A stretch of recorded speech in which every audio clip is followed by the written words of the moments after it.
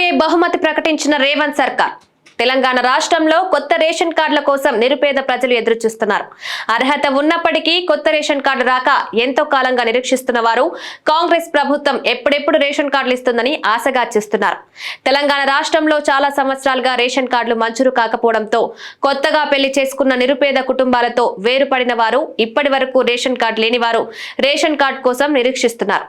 Civil supply శాఖ మంత్రి ఉత్తమ్ కుమార్ రెడ్డి రెండవ రోజు అసెంబ్లీ సమావేశాల్లో భాగంగా మండలిలో సభ్యులు అడిగిన ప్రశ్నలకు సమాధానమిచ్చారు. అర్హులైన ప్రతి ఒక్కరికి త్వరలోనే రేషన్ కార్డులు మంజూరు చేస్తామన్నారు. ఈ ప్రక్రియ త్వరలోనే చేపడతామని పేర్కొన్న మంత్రి సంక్రాంతి నుంచి రేషన్ కార్డుల మంజూరు ఉంటుందన్నారు. తెలంగాణ రాష్ట్ర వ్యాప్తంగా దాదాపు 36 లక్షల మందికి కొత్త రేషన్ కార్డులు మంజూరు చేసే ఆలోచనలో ఉన్నామన్నారు.